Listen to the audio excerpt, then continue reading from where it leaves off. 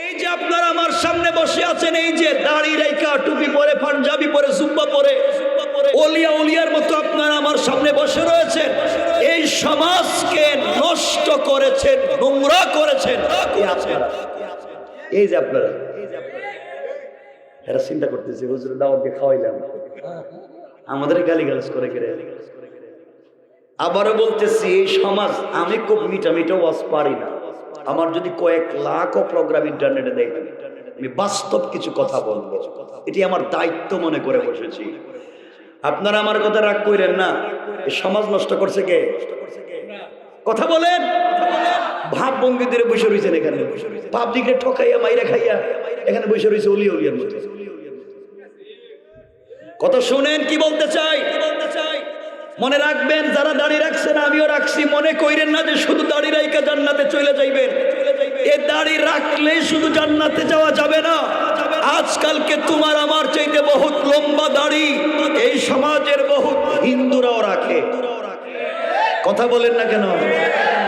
হেও তো ভাব ধরছে, তুমিও ভাব ধরছো। আপনারা বলবেন সুন্দর মাথায় একটা টুপি দিয়া অথবা ডিজাইন করে একটা পাগড়ি মাথায় দিলেই তো আল্লাহর ওলি হওয়া যায়। মনে রাখবেন, এই পৃথিবীতে শুধু পাগড়ি দেখলে ওলি মনে করবেন না। এই পৃথিবীতে সব থেকে ডিজাইন করা টুপি এবং সব থেকে ডিজাইন করা পাগড়ি যারা মাথায় দেয়, তারা অধিকাংশই শিখ। কথা বলেন না কেন? আমি আপনাদের বাস্তব বিবেককে নাড়া দিতে চাই। ভাব ভঙ্গি ধরে জান্নাতে যাওয়া যাবে না।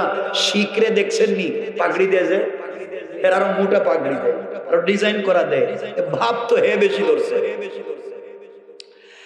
আপনারা বলবেন লম্বা একটা জুব্বা পরে, মাথায় সুন্দর একটা টুপি দিয়ে, উপরে বড় একটা রুমাল দিলেই তো বড় শায়েখের মতো মনে হয়।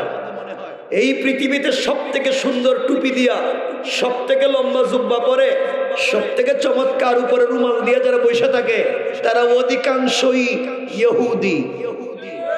কথা বলেন না কেন? ভাব তো হেও ধরছে। আপনারা বলবেন তাদের তো সব আছে কিন্তু তসবি নাই। আমাদের তো তসবি আছে, পিসা হুজুর তসবি দিছে, এটা তো আমরা পড়ি, আমরা তো বড় হুজুর। মনে রাখবেন, শুধু তসবি থাকলেই জান্নাতে যাওয়া যাবে না। আমাদের এই দেশে বহুত ব্রাহ্মণ ভাই বোন আছে, ব্রাহ্মণ যারা তাসবি পড়ে, তোমার আমার মতো দেখাইয়া পড়ে না। তারা হাতে আগে একটা কাপড়ের ব্যাগ নেয়, দেখছেন? ব্যাগ, এতটুকু একটা ব্যাগ নেয়, প্যাকেট, ওই প্যাকেটের ভিতরে হাত ঢুকায়, ওখানে দেখবেন তসবি পড়ে। দেখছেন? কথা অনেকে দেখার কথা, দেখছেন? তো আপনি তো পাবলিকে দেখাইয়া পড়েন, সে তো গোপনে পড়ে, ভাব তো হে বেশি ধরছে। বোঝা গেল শুধু দাড়ি, টুপি, তসবি, পাগড়ি, পাঞ্জাবি, জুব্বা থাকলেই জান্নাতে যাওয়া যাবে না। যদি এগুলার ভিতরে না থাকে তাওহীদ আর না থাকে রিসালাত, তাহলে জান্নাতে যাওয়া যাবে না। এই সমাজকে নষ্ট করেছেন আপনারা। আমার সামনে যারা বসে আছেন, অনেক আছেন যাদের মুখে দাড়ি সাদা, পকেটে এক হাত লম্বা তসবি আছে, 5 ওয়াক্ত মসজিদে নামাজ পড়েন। কসম রব্বে পাকের জাতের, আপনাদের বৃহত্তর এলাকায় খবর নেন, অনেক 5 ওয়াক্ত দাড়িওয়ালা মুরব্বী আছে যারা নামাজ পড়বার পরেও এলাকার সব থেকে বড় সুদের কারবারি। ঠিক কিনা জোরে বলেন? নাই? সমাজ নষ্ট করছে কেডা? সুদের কারবার করে ভাব ভঙ্গি দিয়ে বসে রইছে। যারা সুদের কারবার করে তারা তাদের মায়ের সাথে জেনার মতো অপরাধ করে। যারা সুদের কারবার করে তারা আল্লাহ এবং তার রাসূলের বিরুদ্ধে যুদ্ধের মতো অপরাধ করে। যারা আল্লাহর বিরুদ্ধে যুদ্ধ করতে চায়, যারা তাদের মায়ের সাথে জেনার মতো অপরাধ করে বেড়ায়, তারা চাই হোক এই সমাজে মুসলমান পরিচয় নিয়ে বসবাস করবার ন্যূনতম অধিকার নাই। ঠিক কিনা বলেন? এগুলা নাই এলাকায়? এখানে কেউ আসনি সুদের কারবার করো? থাকলে একটু বরকতি হাঁটতে একটু দেখা দেখো। নাই, সব ভালো মানুষের এলাকায়, সব বলিয়া বলিয়া।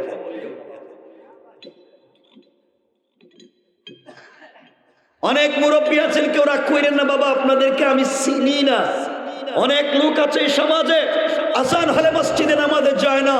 রব বলেছেন হাইয়া আলাল ফালাহ, কল্যাণ আমার কাছে, কামিয়াবি আমার কাছে, সফলতা আমার কাছে, ইজ্জত সম্মান আমার কাছে। আর বহুত মুরব্বী আছেন আজানের পরে মসজিদে নামাজে না গিয়া চার দোকানে বৈশা বৈশা টেলিভিশন দেখে। কথা বলেন আছে না নাই?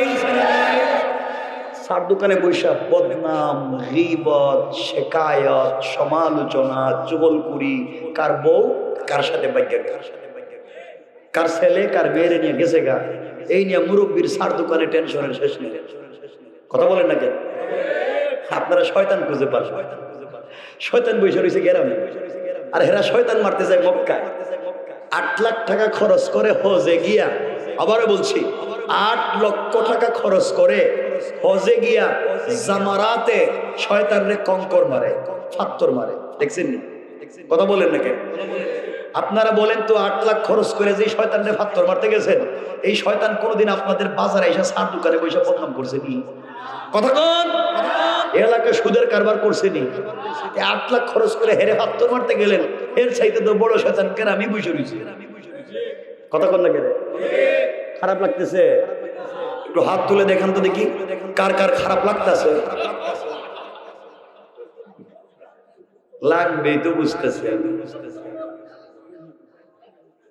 খারাপ লাগতেছে।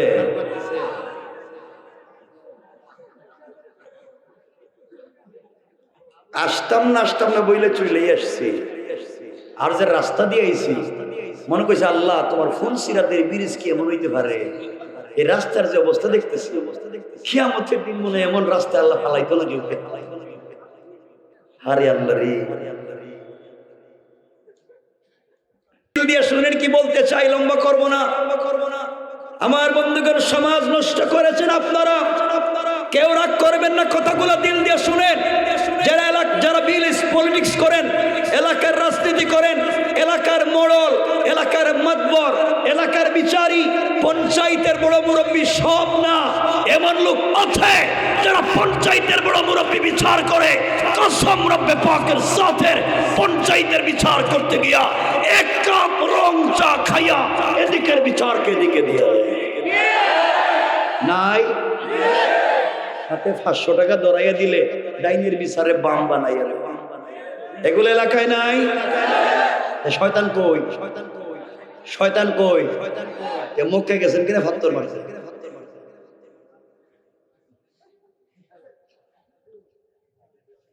কথাগুলো ভালো করে বুঝেন। এমন লোক আছে গ্রামের একটা বিচার পঞ্চায়েতের 1 তারিখে 1 বৈঠকে শেষ করা যায়, এটা না করে 5টা ডেট ফালাইয়া প্রত্যেক ডেটে 500 টাকা করে লয়। কথা কন না করে? এগুলো এলাকায় নাই। শয়তানকে যদি কঙ্কর মারাই লাগে, আগে সমাজের শয়তানদেরকে আগে মারা দরকার। আর শুনেন না, ঠিক তো আমি জানি আপনাদের কষ্ট লাগবে দেখে বেশি বলতেছি না। কষ্ট লাগবে, শোনেন না সামনে কি বলতেছে। আমি নিয়ত করে বসছি যেন এরা জিন্দগিতে আমার দাওয়াত না দেয়, কিন্তু আজকে বইলে দিব। সমাজকে নষ্ট করে দিয়েছি আমরা, আর এখানে ভঙ্গিতে বসে রয়েছেন পাবলিককে ঠকাইয়া। অনেক লোক আছে এলাকায়, আমি জানি না, আমি বলতেছি আমার অভিজ্ঞতা থেকে, 5 ওয়াক্ত নামাজ পড়ে, আওয়াবিন পড়ে, চাষ পড়ে, এশরাক পড়ে, ফজরের নামাজ জামাতে পড়ে, রুটিন মতো কোরআন শরীফ পড়ে, সব পড়ে সেরা কুদাল একটা কান্দে নিয়ে, কুদাল একটা কান্দে নিয়ে আল্লাহর নামের জিকির করে করে জমিনে গিয়া আরেকজনের আইল কেটে ঢুকাইয়া দেয়। কথা বলেন না কেন? শয়তান আল্লাহর জিগায়, আল্লাহ আমার শয়তান মানে লাভ হইছে কি? এ তো তোমার নামের জিকির কইরা আরেকজনের আইল কাটতেছে। এগুলা নাই সমাজে। শয়তান কই? কথা কন, শয়তান কই? এখানেই আছে। এখানে কেউ আসনি আইল কাটছে না? এগুলো কইতো না তো, নাই।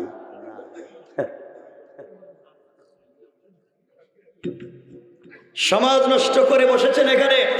অনেক লোক আছে যারা বিধবার বাড়ি দখল করেছে, ইয়েতিমের জায়গা জমি দখল করেছে, গরিবের জায়গা জমি নিজের নামে বুয়া জাল দলিল বানাইয়া মাইরা খায়। এমন লোক সমাজে নাই।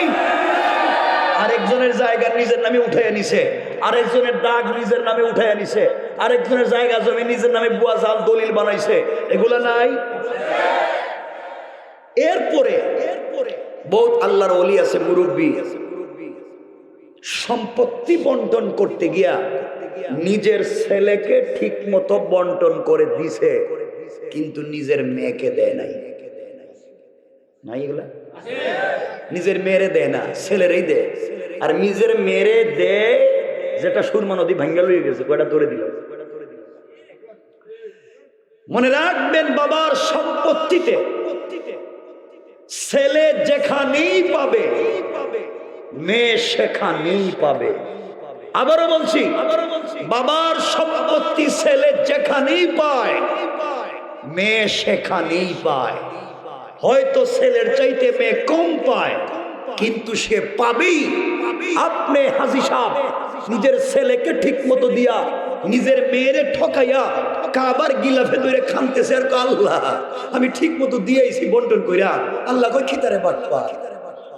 নিজের ছেলেরে দিয়া মেয়েরে ঠকাইছস, এখন কি তুই আমারও ঠকাইতে আইছস?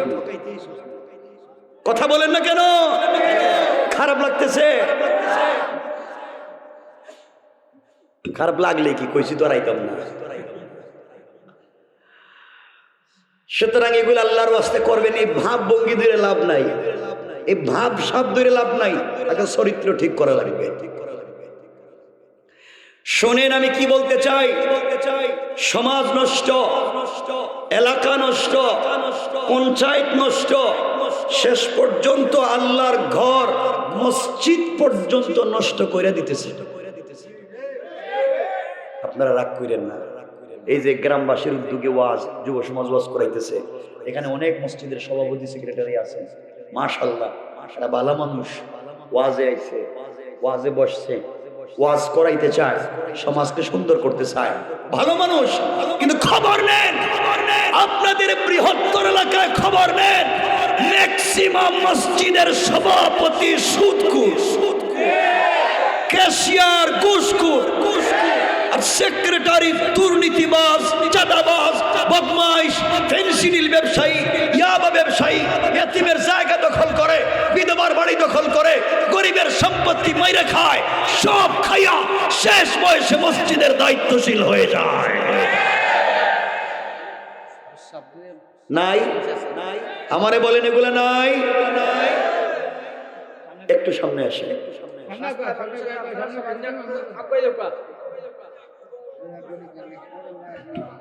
আচ্ছা ঠিক আছে, আপনারা বসেন, একটু আসেন, লম্বা কথা তো বলবোই না। বসেন না, মাশাআল্লাহ বসেন। আমি যা বলতেছি এগুলো সমাজে আছে না নাই? তাহলে শয়তান কই? বলা লাগবে, শয়তান কই? আমাদের এলাকায়।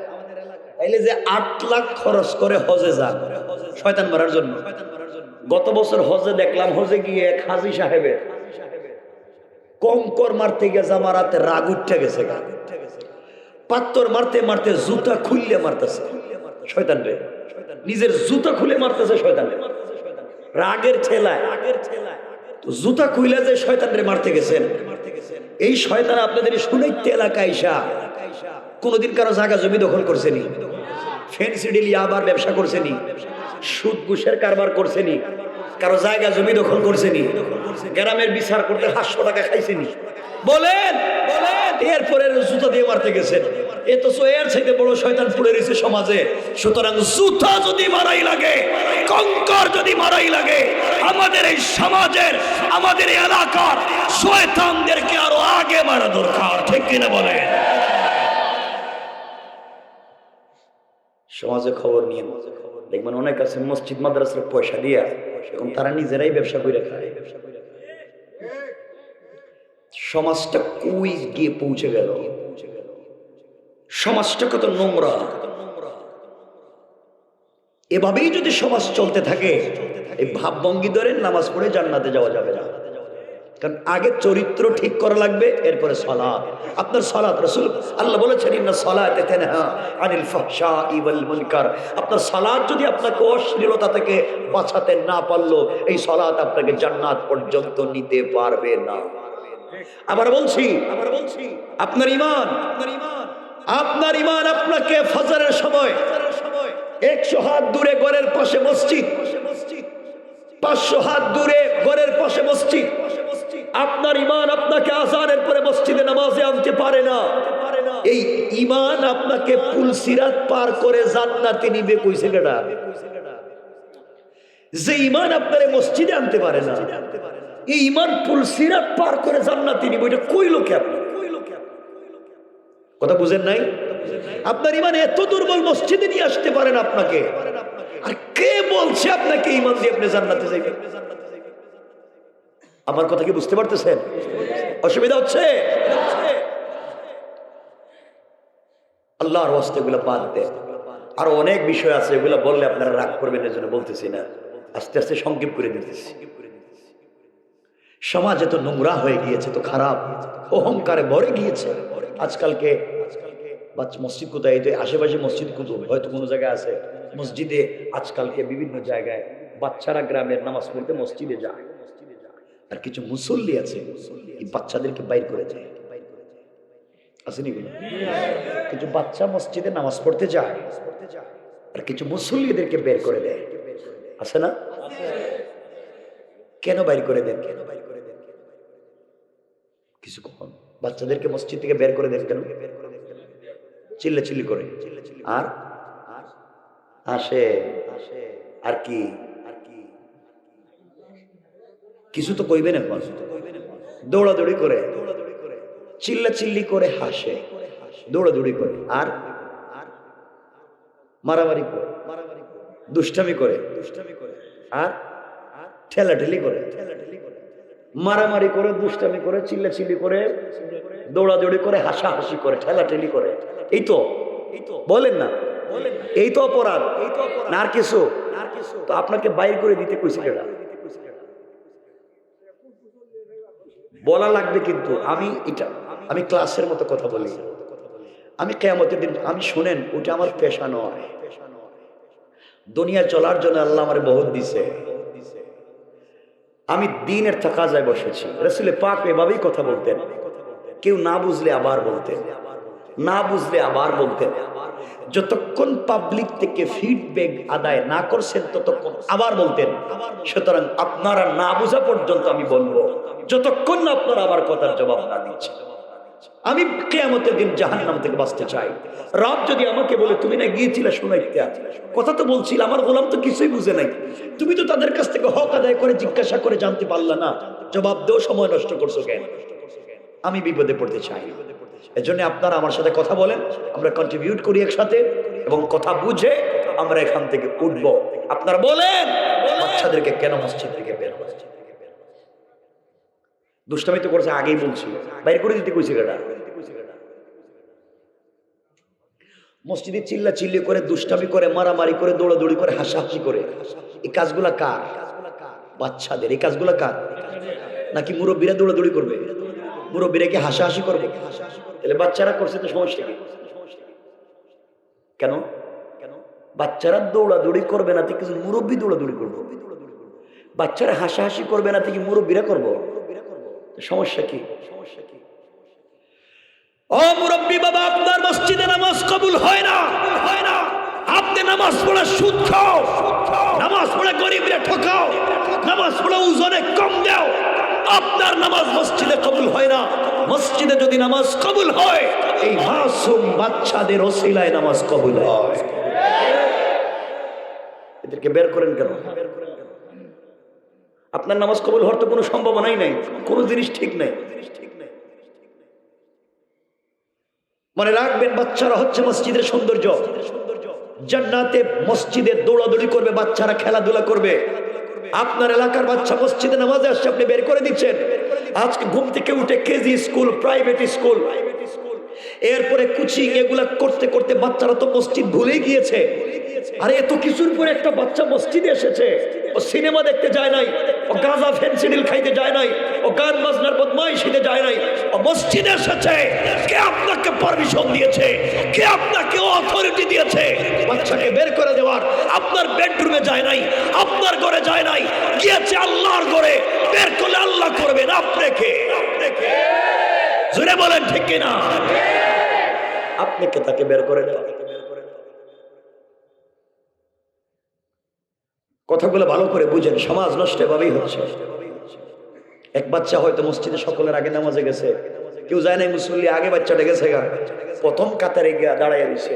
এক মুসল্লি এলাকার কাছে গিয়ে এটা দেখতেছি আমাদের সুনাইত্যা গ্রামের বল্টু ছেলে, জীবনে হের বাপরে মসজিদে নামাজে দেখলাম না, আর হে কোন দিনের নামাজি? সবার আগে বসে রয়েছে, মুরব্বী দিছে একটা টান, বাচ্চা গেছে গা এক কাতার পিছনে। কিছুক্ষণ পরে আরেক মুরব্বী এসে দিছে আরেকটা টান, বাচ্চা গেছে আরেক কাতার পিছনে।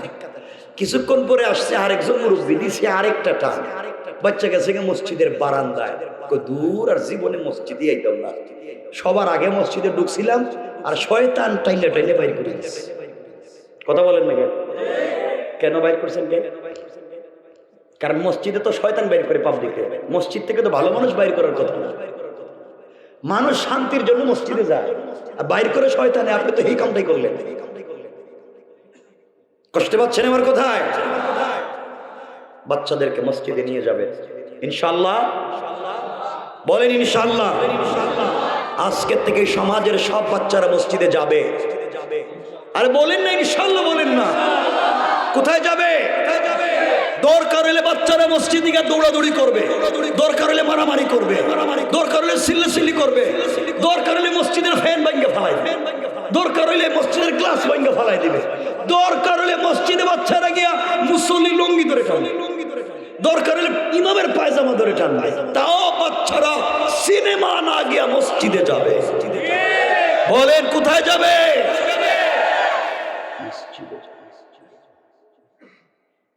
খারাপ পাচ্ছেন আমার কথা? ওই মসজিদে যেতে বলছি। নে মাঝে মাঝে বাচ্চারা মসজিদে যায় এলাকায়, এটা বুঝি আমিও। যেই দিন মসজিদে ওই যে তাবারুক দে, তবরুক এই যে কতক্ষণ পরে আপনারেরও দিব তবরুক, যেদিন তাবারুক মসজিদে দেয় সেদিন কিন্তু সব বাচ্চাকে চলে মসজিদে জায়গা। কতক্ষণ না কেন যায়নি? কোন যায়নি? বাচ্চা নিয়ে যায় তো যায়। এই মাত্র বউ যেটাকে দুনিয়ায় সাপ্লাই দিছে, মানে এই মাত্র দুনিয়া আবিষ্কার করছে, এইটারে কুলে লইয়ে যায় গিয়া আমার আরেক প্যাকেট দিয়ে লুই আইছে একটা। তুমি যে এই সময়টারে লইয়া গেলা মসজিদে নামাজের সময় যাও না কেন? কষ্ট পাইয়েন না, সমাজটা বহুত খারাপ, বহুত খারাপ।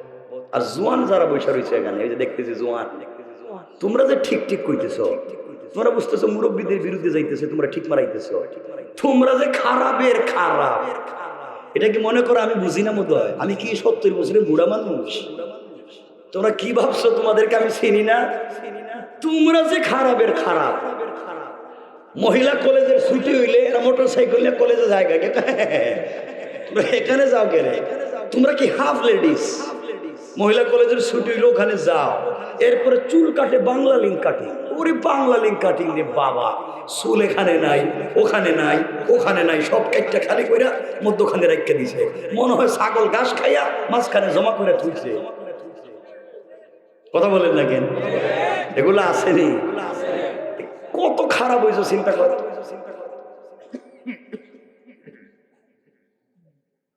সবাই সমাজকে নষ্ট করে দিচ্ছে। এই জন্য আমি কোন জায়গায়, ব্যথাটা তো সকল জায়গায়, আমি কোন জায়গায় ঔষধ দিব আজকে? সমাজ কত নোংরা। আমি চাইলে আজগবি কিচ্ছা কাহিনী কম জানি না, আমি আজগবি কিচ্ছা কাহিনী কম জানি না, এমন কিচ্ছা বলবো জিন্দগিতে শুনেননি, কিন্তু সমাজের কোনো কল্যাণ নিয়ে আসবে না। এজন্য আপনাদেরকে বাস্তবতার দিকে নিয়ে আসছে। আমার বন্ধুগণ, কেন বললাম বাচ্চাদেরকে মসজিদে নিয়ে যাবেন? শুনে নেবার হাদিস। একবার মসজিদে রাসূল পাক সাল্লাল্লাহু আলাইহি ওয়াসাল্লাম নিজে ইমামতি করতেছেন আসরের সালাত। ইমাম স্বয়ং রাসূল 4 রাকাত নামাজের ইমামতি করতেছেন আসরে। 3 রাকাত নামাজ ঠিক মতো পড়ালেন, চতুর্থ রাকাতের প্রথম সেজদাও ঠিক মতো দিলেন, কিন্তু দ্বিতীয় সেজদায় গিয়ে রাসূল আর উঠেন না। সাহাবায়ে কেরাম নামাজে চিন্তা করলেন, মাআযাল্লাহ, রাসূলের কিছু হয়ে গেল কিনা, এত লম্বা সময় একটা সেজদা কেন দিচ্ছেন? প্রায় চতুর্থ রাকাতের দ্বিতীয় সেজদা আধা ঘন্টা লম্বা সেজদার পর রাসূল উঠলেন, সালাম ফিরালেন। সাহাবায়ে কেরাম জিজ্ঞাসা করছেন, ইয়া রাসূলুল্লাহ, আপনি যে এত লম্বা সেজদা করলেন আসরের নামাজের চতুর্থ রাকাতের দ্বিতীয় সেজদা, আমরা কি আজকের থেকে লম্বা করব? নবীজি বলছেন, না, তোমাদেরকে লম্বা করতে হবে না। ইয়া রাসূলুল্লাহ, আপনি করলেন কেন? নবীজি বলছেন, শোনো, আমি যখন নামাজের সেজদায়, তখন আমার নাতি হাসান ও আমার পিঠে উঠে গেছে, আমার পিঠে বসে, আমার কাঁধে বসে, দুইটা পা দুই দিকে ছেড়ে দিয়া আমার লম্বা চুলের মুষ্টি ধরে আমি নামাজের সেজদায়, আর আমার নাতি আমার পিঠে ঘোড়া দৌড়ায়।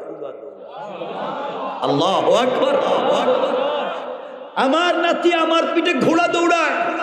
মানে আমি চিন্তা করলাম, আমি যদি সেজদার থেকে উঠি আর নাতি যদি পিঠ থেকে পড়ে যায়, ব্যথা পেয়ে অথবা ভয় পেয়ে যদি মসজিদ থেকে চলে যায়, আল্লাহ যদি আমাকে বলেন, ও হাবিবুল্লাহ, তোমাকে রাহমাতাল লিল আলামিন বানিয়েছিলাম, একটা বাচ্চা পিঠের উপরে উঠেছে, কয়েকটা মিনিট হয়তো খেলাধুলা করতো, সহ্য করতে পারলেন না, নামাইয়া দিলেন, আমার ঘর মসজিদ থেকে বাইর করে দিলেন, কয়েক মিনিটের দুষ্টামি আপনার সহ্য হইল না, আর আমার জমিনে কত কোটি কোটি মানুষ সারাদিন দুষ্টামি না ফরমানি করে, একটা মানুষকে তো রাগ করে একটা দিন জমিন থেকে বের করে দিলাম না, আর আপনি রাহমাতাল লিল আলামিন কেমনে আধা ঘন্টা একটা বাচ্চাকে নামাইয়া দিলেন? আমি তো ভয় পাচ্ছি, আল্লাহ যদি আমাকে জিজ্ঞাসা করে জবাব দেব কেমনে? চিন্তা করলাম, বাচ্চাটা খেলাধুলা করে যখন নেমে যাবে, আমি সালাম ফিরাইয়া আল্লাহর কাছে মাফ চেয়ে নিব। কিন্তু সাহাবীরা, আমি যখন সালাম ফিরালাম, সালাম ফিরে বসছি, আল্লাহর রাসূল সাল্লাল্লাহু আলাইহি ওয়াসাল্লাম বলেন, জিবরিল আমিন হাজির হলেন, আমাকে সালাম দিয়ে বলতেন, ইয়া রাসূলুল্লাহ, আপনি নামাজের সেজদায় আপনার নাতি হাসান আপনার পিঠে খেলাধুলা করে, আল্লাহ তাআলা এই দৃশ্য দেখে মুস্কি মুস্কি হাসে।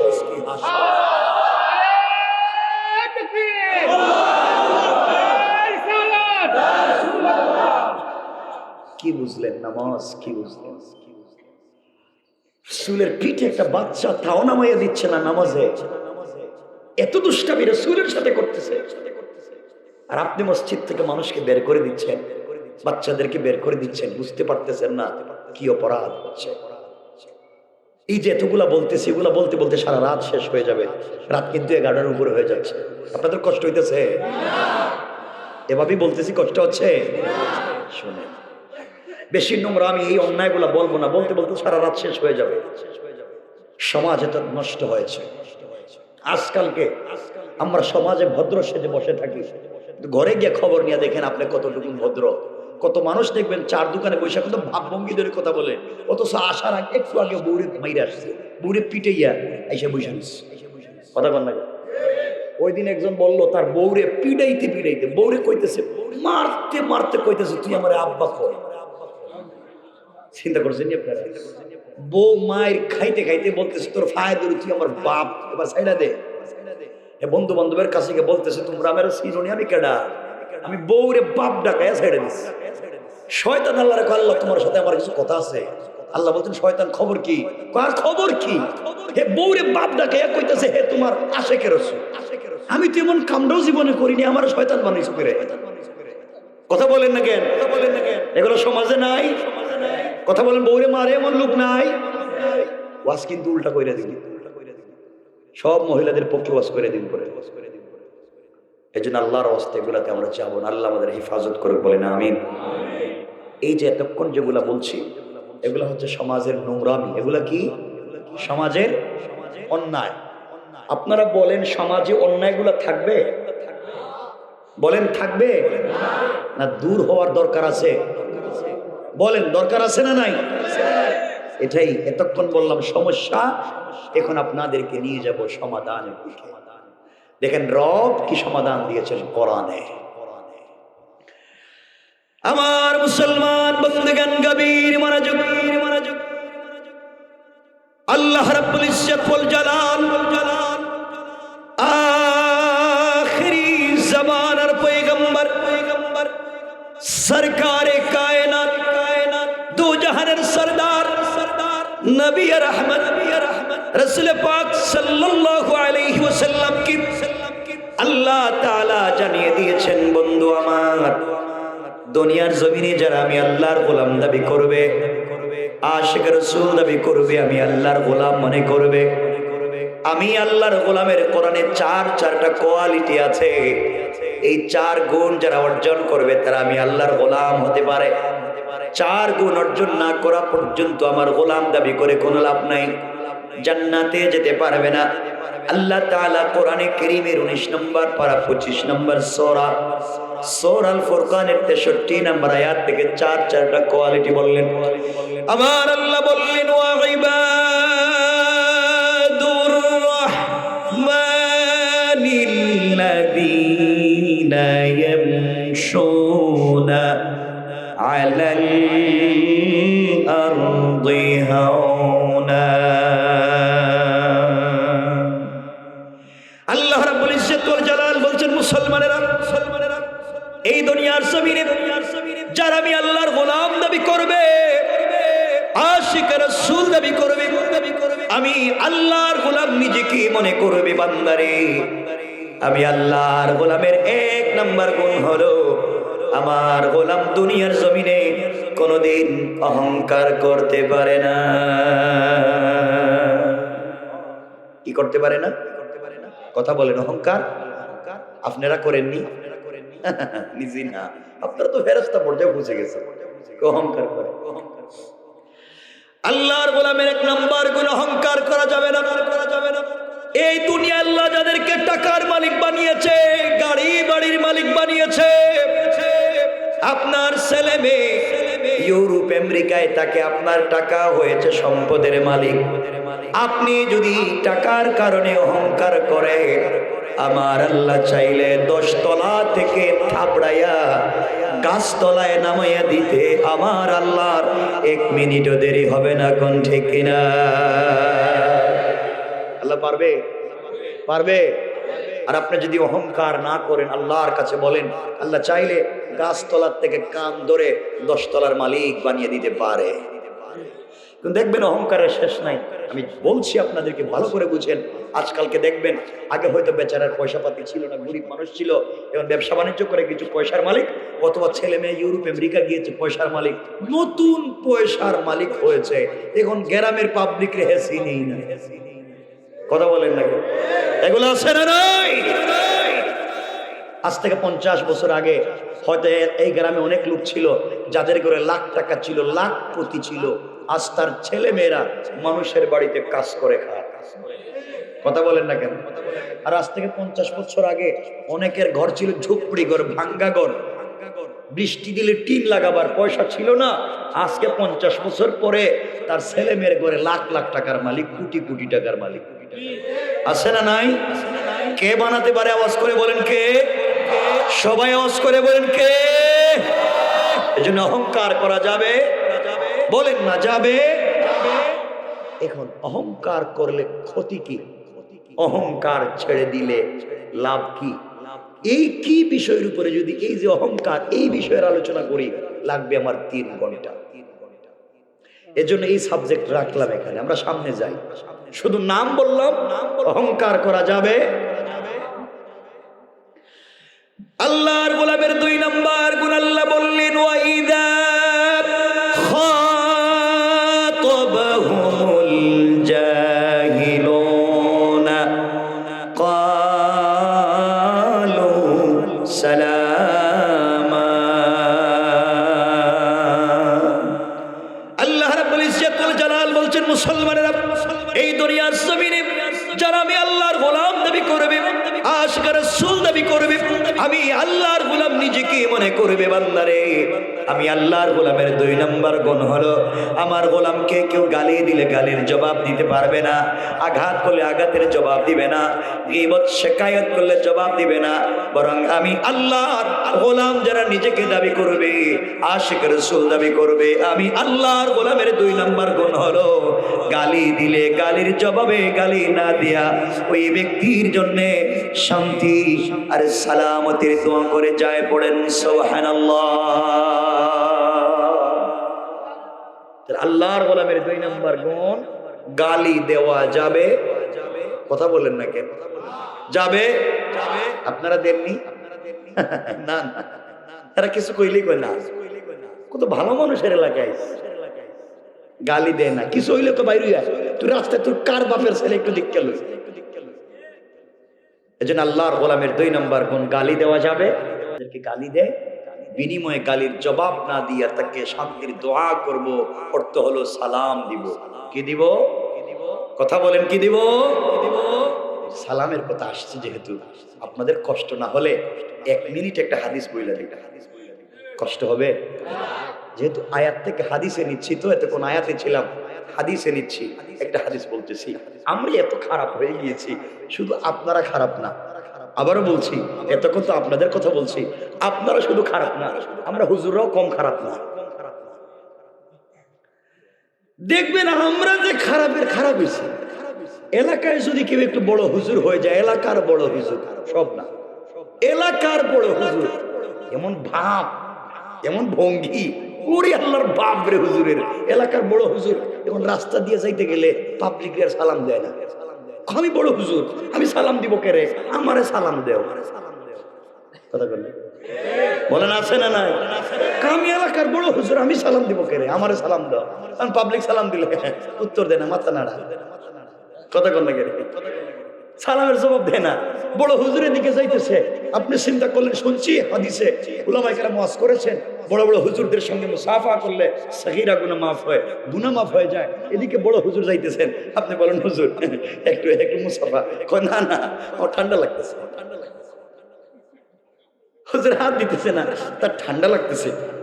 কিন্তু মুসাফার সময় হাতে যদি এই যে এটা কি একটু হাদিয়া, হাদিয়া মুসাফার সময় যদি বড় হুজুর হাতে একটু হাদিয়া দিতে পারেন, হাদিয়া, thank you, very good, thank you, আবার আইসো, আরো দিও। চিন্তা করছেন কত বড় শয়তান নিয়ে গেছে। হ্যাঁ, সমাজ কত নিচে নেমে যাচ্ছে। হুজুরের কথা মনে হয়েছে যখন বললা দিই, চাকরি তো আর আমার যাইতো না এখানে। সংক্ষেপ বলতেছি, শুধু আপনারা খারাপ না, আমরা যে কত খারাপ হয়েছি। আজকালকার হুজুর যারা, সব না, যারা খতিব মসজিদের, এরা মসজিদের মিম্বরে বৈশা সত্য কথা করেন। মসজিদের মিম্বরে জুমাবারে সত্য সব ওয়াজ করেন না, কারণ ঠিক মতো ওয়াজ করলে চাকরি থাকতো না। কথা বলেন না কেন? আরো জোরে বলেন, ঠিক কিনা? ওয়াজ করে না, কারণ সভাপতির ঘরে তো খানি। এখন যদি ওয়াজ করে সভাপতির বিরুদ্ধে জায়গা, তাইলে বাতের বদলা বিষ খাওয়ায় মেরে ফেলে। এই চিন্তা কইরা হুজুর এখন সিস্টেমই ওয়াজ করে। এই জন্যই সমাজ খারাপ, আমরাও খারাপ হয়ে গেছি। হুজুর আছে শুধু খতম, গুরুস্থানের জিয়ারত, এগুলো নিয়ে ব্যস্ত, ঠিক কিনা? বইলা দিই 1 মিনিটে, হুজুর চিন্তা করছে আল্লাহ যা করে করবো, যা করে করবে। শুক্রবারে শুরু করছে সুদের বিরুদ্ধে ওয়াজ, আল্লাহ যা করে চাকরি থাকার যাক। সুদের বিরুদ্ধে গরম ওয়াজ, ছায়া দেখছে কেউ নাই, শুরু করছে গরম ওয়াজ। না আমাদু কয়ে 2-4 মিনিট সুদের বিরুদ্ধে ওয়াজ করছে, ডাইন দিকে তাকায় দেখে মসজিদের সভাপতি বসে আছে। ঘুষ সুদ খাইতে খাইতে পেট বম্বাস ঠিক মার্কা। ইমাম সাহেব চিন্তা করছে, ওরে আল্লাহ এটা করতে গেল, চাকরি তো নাই দেখতেছি, ওয়াজ কেমনে শুরু করলাম। সালাক হুজুর ছিল না, এই ওয়াজ না, ঘুষের বিরুদ্ধে ওয়াজ শুরু করছে। ঘুষের ওয়াজ 2-4 মিনিট ওয়াজ করিয়া বাম দিকে তাকায় দেখে সেক্রেটারি ঘুষ খাইতে খাইতে সিএনজি ড্রাইভারের কাছ থেকে ফাতার বিড়ি রোড দেখো খাইছে। কথা বলেন নাকি? ইমাম সাহেব দেখতে চাকরি তো নাই দেখতেছে। আল্লাহ যা করে হেই ওয়াজার করে লাভ নাই, যা যারা জায়গা জমি দখল করে পাবলিকের ঠকাইয়া মাইরা খায়, এদের বিরুদ্ধে ওয়াজ দিছে গরম মশাইরা। সামনে তাকায় দেখে কেশিয়ার সাবেক মেম্বার খাইতে খাইতে পাবলিককে ঠকাইয়া রাস্তাঘাটের কালবাটের টাকা তো খাইছে, গুরুস্থানের পয়সা মাইরা খাইছে, নিজের বউরে বিধবা বানাইয়া বিধবা পাতা তুলে খাইছে। কথা বলেন না কেন, ঠিক কিনা জুড়ে বলেন। ইমাম সাহেব কাম তো 12টা বাজছে, এটা কি করলাম? ইমাম সাহেব ছিল মারাত্মক চালাক, যা হেওয়াজ বাদ দিয়ে ডাইরেক্ট গেছে এলাকার গুরুস্থানে।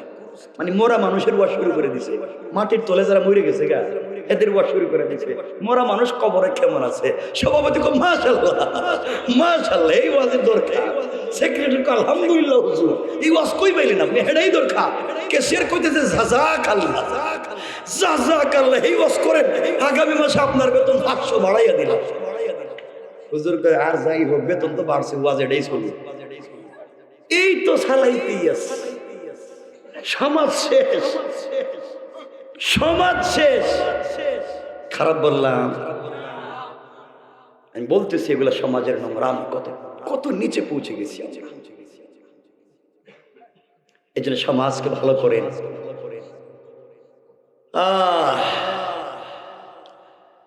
কষ্ট হচ্ছে না তো আপনাদের? আমরা কি সামনে যাব? মনোযোগ দিয়ে শুনেন সামনে আরো কি বলতে চাই। শেষ পর্যন্ত বলতে চাইলাম সালামের কথা, মনে আছে আপনাদের? সালামের কথা যেহেতু আসছে, আপনারা সালাম দিয়ে মাঝে মাঝে বাসায় গেলে স্ত্রীকেও মানে নিজের বউরে সালাম দিয়ে। হ্যাঁ ঠিক তো আমি জানি, ঠিক তো যাই না করতেছি। সালাম দিবেন কিনা হেডে কোন বলেন না একটু ইনশাআল্লাহ। আরে হাদিস শোনেন, আমাদের কলিজার টুকরা আম্মাজান আয়েশা, আম্মাজান আয়েশা সিদ্দিকা রাদিয়াল্লাহু তাআলা আনহা বলেন, আমি যখন দেখতাম রাসূল পাক সাল্লাল্লাহু আলাইহি ওয়াসাল্লাম ঘরে আসতেছেন, তখন আমি ঘরের দরজার চিপায় দাঁড়িয়ে থাকতাম, পর্দার আড়ালে দাঁড়িয়ে থাকতাম, কেউ যেন আমাকে দেখতে না পায়। নবীজি দরজায় এসে আমাকে আয়েশা বলে ডাক দিবেন, আর আমি দরজা খুলে ঝাপটি মেরে তাকে জড়িয়ে ধরে তার কপালে চুম্বন দিয়া আমি তাকে সালাম দিব। কিন্তু আম্মাজান আয়েশা বলছেন, আল্লাহে আল্লাহর জাত ও সিফাতের কসম, আমি আমার জিন্দেগিতে রাসূল পাককে সালাম দিতে পারলাম না, বরং রাসূল ঘরে আসার বহু দূরে থাকতে আমাকে সালাম দিতে। সুবহানাল্লাহ বলেন। নবীজি আয়েশাকে সালাম দিয়েছেন আগে, এর অর্থ কি? এর অর্থ কিছু না। এর অর্থ কি? এটা কি জিনিস আমি বুঝতেছি। নবীজি আয়েশাকে সালাম দিয়েছেন, এর অর্থ দাঁড়ালো স্বামী সালাম দিয়েছেন স্ত্রীকে। রাসূল ছিলেন স্বামী, আয়েশা ছিলেন স্ত্রী, রাসূল আগে সালাম দিয়েছেন স্ত্রীকে। এখান থেকে শিক্ষা হলো, স্বামী বাহির থেকে ঘরে গেলে আগে সালাম স্বামী দিবে বউরে। কে দিবে? স্বামী কারা সালাম দিবে? আপনারা দেননি? আচ্ছা বুঝলাম না, বউর কথা কইতেছি আর হেরা কিছু কয় না কেরে? আপনারা কি কেউ বিয়ে শাদী করেন নাই? বাচ্চা কাচ্চা পাইলেন কেমন? আপনারা কি স্ত্রীর সালাম দেন? দেন না কেন? হ্যাঁ কি দেখো শরম করে, উরি হাল্লার শরম রে। বউরে ফিডাইবার সময় শরম কই যায়, বউরে ফিডাইতে ফিডাইতে প্রস্রাব করাইয়া দেয়, এই সময় শরম থাকে না। আর সালাম দিতে শরম। সালাম দিবেন, আমার সত্য কথা কোন? সালাম দিবেন, বলেন দিবেন ইনশাআল্লাহ বলেন। আরে বানাইয়া বলছি না, আল্লাহর রাসূলকে আল্লাহ হাদিসে কুদসিতে বলেছেন, পয়গম্বরে আরবি, যেই স্বামী স্ত্রীকে সালাম দিবে, যেই স্ত্রী স্বামীকে সালাম দিবে, আল্লাহ তাআলা এই ঘরে 300টা বারাকাতের দরওয়াজা খুলে দিবে। তাহলে সালাম দিবেন তো? মুরব্বীরা আমার চেহারার দিকে তাকাই হাসতেছে, এরা আমার মনে চিন্তা করতেছে, 50 বছর গেছে গা বউরে সালাম দিলাম না, আজকে দিলে আবার কি মনে করে ফেলায় ময়নার মায়। এটাই তো চিন্তা। যাই মনে করো সালাম দিবেন, কিছুটা কন ইনশাল্লাহ বলেন না। আরে খারাপ লাগতেছে? সালাম দিবেন তো? আজকে বাসায় কি দরজায় দাঁড়াইয়া বলবেন, বউ আসসালামু আলাইকুম ওয়া রাহমাতুল্লাহ। বউ কইব, মা এর আজকে কোন বুথে ধরলো? আপনি বলবেন কোন বুথে ধরে নেই, হুজুর এই মাত্র ওয়াজ করছে আর আমি সুন্নত মাত্র আদায় করব। ঘরকে সুন্দর করে দিবেন কে? বলেন না কে? কথা লম্বা হয়ে যাইতেছে মনে হয়, একটু হাত তুলে দেখান এখন কার কার খারাপ লাগতেছে না? লাগতেছে না কইছি তো। সবাই উঠান, সবাই উঠান, আওয়াজ করে বলেন নারে তাকবীর। এই আওয়াজে না নারে তাকবীর, লিল্লাহি তাকবীর। কি আওয়াজ দেয় এরা মহিলা মানুষ করে, বুঝি না কিছু। বাতে শক্তি কম, মুরব্বী কইতেছে বাতে নাকি শক্তি কম, এটা কেমনে গেল? আল্লাহ আমাদেরকে হেফাজত করে, বলেন আমি। সমাজ নোংরা। আচ্ছা, আপনাদের যদি কষ্ট না হয়, যে হাদিসে সালামের কথা আসছে এই হাদিসের অর্ধেক বলছি, বাকি অর্ধেক কি বইলা দিব? আচ্ছা, বাকি অর্ধেক হইল মাঝে মাঝে বাসায় গিয়ে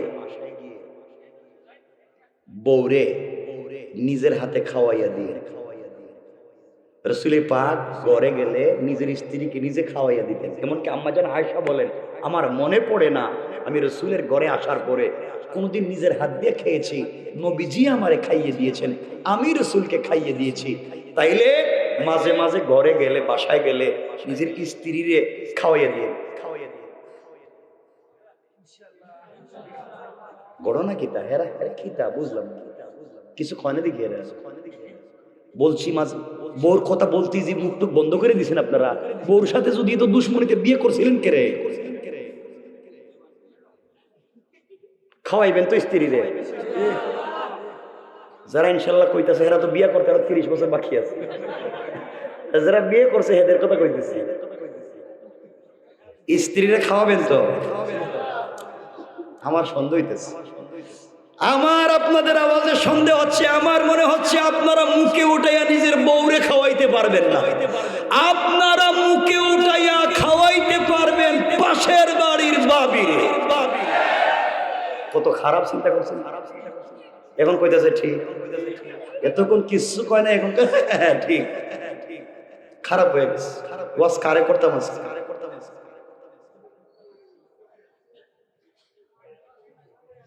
সমাজ খারাপ, কাজই তো না, সামনের দিকে যাই।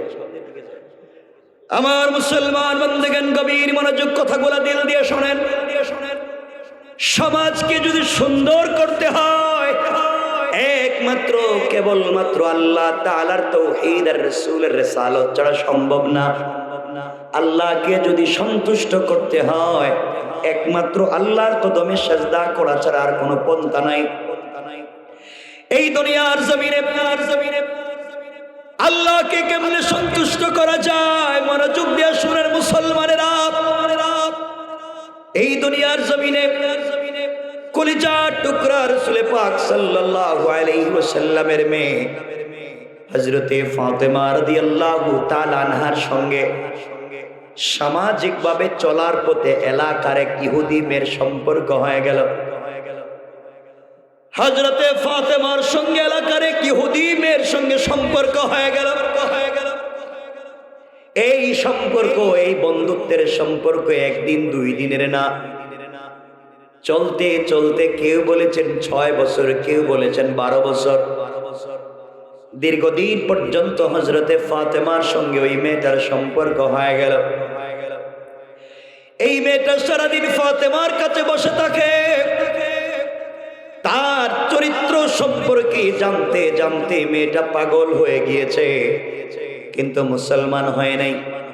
আস্তে আস্তে ইহুদির মেয়েটা বড় হতে লাগলো। একদিন বাবার কাছে গিয়েছে, বাবা ডাক দিয়ে বলেছেন, মেয়ে আমার মেয়ে, তোমার বয়স হয়েছে মা, আমি তোমাকে বিয়ে দিতে চাই, তুমি কি বিয়েতে রাজি? তোমাকে বিয়ে দিতে চাই। ইহুদির মেয়ে ডাক দিয়ে বলছে, আব্বা জান, আপনি আমার জন্য ছেলে ঠিক করেছেন বাবা, আমি কেমনে না করতে পারি? বাবা হিসাবে তো ভুল করবেন না। ইহুদি ডাক দিয়া বলছে, শোনো বাবা, এই এলাকার সবথেকে বড় ওই শিল্পপতির ছেলে, তাকে তোমার স্বামী হিসাবে, পাত্র হিসাবে আমি ঠিক করেছি, বলো না আমি কি তোমাকে বিয়ে দিতে পারি?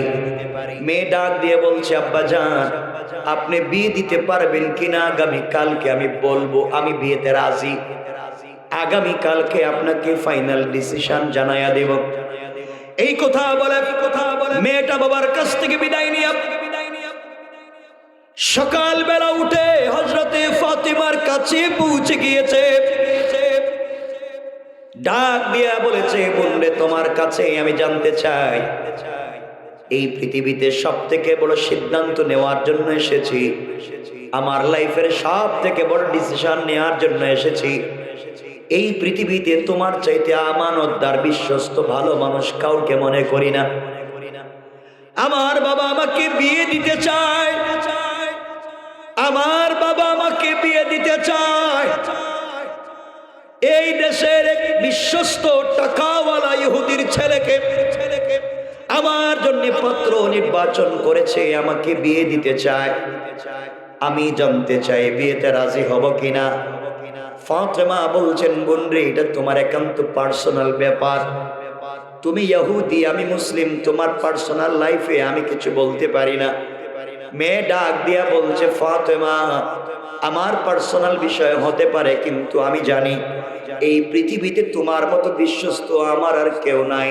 তোমার কাছ থেকে আমি পরামর্শ নিতে চাই বিয়ে করব কিনা। ফাতেমা এবার বলছেন, শোনাব, আমার মন বলছে এই পৃথিবীতে কোনো বাবা চায় না তার মেয়েকে খারাপ জায়গায় বিয়ে দিতে, কোনো বাবা তো চাইবে না। আমার মন বলছে তোমার বাবা যেখানে ঠিক করেছে ওখানে বিয়ে করো, তোমার মধ্যে কল্যাণ থাকতে পারে। ইহুদির মেয়েটা ফাতেমাকে জড়াইয়া ডাক দিয়া বলছে, ফাতেমা, তুমি যদি আমাকে বলো ওই বিয়েতে রাজি হয়ে যেতে পারি, তুমি বলেছো আমি বিয়েতে রাজি হয়ে যাব, সন্দেহ নাই, কিন্তু আমার একটা শর্ত আছে। ফাতেমা বললেন, বোন রে, আবার শর্ত কি? মেয়েটা ডাক দিয়া বলছে, ফাতেমা, আমি বিয়ে করব, শর্ত হলো তুমি যদি আমার বিয়েতে যাও। তুমি যদি আমার বিয়েতে যাও, আমি যখন নতুন বধূর মতো সেজে বসে থাকবো, ওই সময় যদি তুমি আমার পাশে বসে থাকো, আমাকে আশীর্বাদ করো। আমার মন বলছে এই পৃথিবীতে আসমানের নিচে তোমার মতো ভদ্র ভালো মানুষ আর হতে পারে না। তুমি যদি কাছে বসে থাকো, আমি সাপোর্ট পাবো, সহযোগিতা পাবো। আমার মন বলছে তোমার আশীর্বাদ থাকলে আমার কল্যাণ হবে। এবার ফাতেমা ডাক দিয়ে বলছেন, বোন শোনো, আমি যদি তোমার বিয়েতে যাই, আমি একজন মুসলিম, আমার বাবা একজন মুসলিম, দ্বীনের দাওয়াত দিয়ে যায়, আমি তোমার বিয়েতে গেলে আমার বাবাকে মানুষ গালি দিবে, সমালোচনা করবে, গীবত করবে, এই জন্য আমি বিয়েতে যেতে পারবো না। আর তোমার বিয়েতে যাদেরকে দাওয়াত করা হয়েছে বা হবে, সবাই তো ইহুদির ছেলে মেয়েরা আসবে, আমি গেলে তোমাকে অনেকে খারাপ বলবে, এই জন্য যেতে পারবো না। এবার মেয়েটা ডাক দিয়ে বলছে, ফাতেমা, তোমার কাছ থেকে আমি জানতে চাই সত্যি আমার বিয়েতে যাবে কিনা। ফাতেমা বলছেন, আমি মুসলিম, কেমনে তোমার বিয়েতে যেতে পারি? মেয়েটা ডাক দিয়ে বলছে, শোনো ফাতেমা, তুমি যদি আমার বিয়েতে না যাও পৃথিবী ধ্বংস হয়ে যেতে পারে। তোমাকে এতটুকু আমি ভালোবাসি, আমি ইহুদি হতে পারি, তুমি মুসলিম হতে পারো, তোমাকে এতটুকু বিশ্বস্ত মনে করি। তুমি যদি আমার বিয়েতে না যাও, আমি মনে করব আমার বিয়েতে কোনো কল্যাণ নাই। এই জন্যই পৃথিবীতে তুমি না গেলে আমি ইন্তেকাল করতে পারি, কিন্তু এই পৃথিবীর কোনো ছেলেকে বিয়ে করব না। এবার ফাতেমা বিকি হয়ে গেলেন, আর ডাক দিয়া বলছেন, বোন রে, এত যদি তুমি আমাকে বিশ্বাস করো, চলে যাও, তোমাকে কথা দিলাম, যাও যাও, আমি তোমার বিয়েতে যাব, চিন্তা করো না। হযরতে ফাতেমার কথা শুনে মেয়েটা খুশি হয়ে গেল, কান্না থামিয়ে দিল। আস্তে করে বাবার কাছে গিয়ে বলছে, আব্বা জান, আপনি আমার জন্য যে ছেলে ঠিক করেছেন বাবা, ওই ছেলের কাছে আমাকে বিয়ে দিতে আমার আর কোনো আপত্তি রইল না। আপনি আমাকে বিয়ে দিতে পারেন, আমি বিয়ে করতে পারি, কোনো সমস্যা নাই। বাবা খুশি হয়ে ডাক দিয়ে বলছে, মেয়ে, তুমি যদি খুশি হয়ে যাও, আমার বাবারও খুশির শেষ নাই। এই পৃথিবীতে একমাত্র সন্তান তুমি আমার, কোটি কোটি টাকার মালিক আমি, একমাত্র সন্তানের বিয়ে দিব, সবকিছুর মালিক তুমি রে মা। এই দেশের সবগুলো টাকাওয়ালার ছেলে মেয়েকে আমি দাওয়াত করব। মেয়েটা ডাক দিয়ে বলছে, আব্বা জান, আমার কিন্তু একটা শর্ত আছে বাবা, আপনি আমাকে বিয়ে দিতে চান, এই বিয়েতে আমি রাজি, কিন্তু শর্ত হলো আমার বান্ধবী মুহাম্মদ ইবনে আব্দুল্লাহর মেয়েকে বিয়েতে আমি ইনভাইট করেছি, দাওয়াত করেছি, ওই মুসলিম মেয়েটা আমার বিয়েতে আসবে, এই শর্তে আমি বিয়েতে রাজি। এই কথা শুনে ইহুদি যেন পায়ের রক্ত মাথায় উঠে গিয়েছে, ডাক দিয়ে বলছে, ও আমার মেয়ে তুমি কি বলেছো?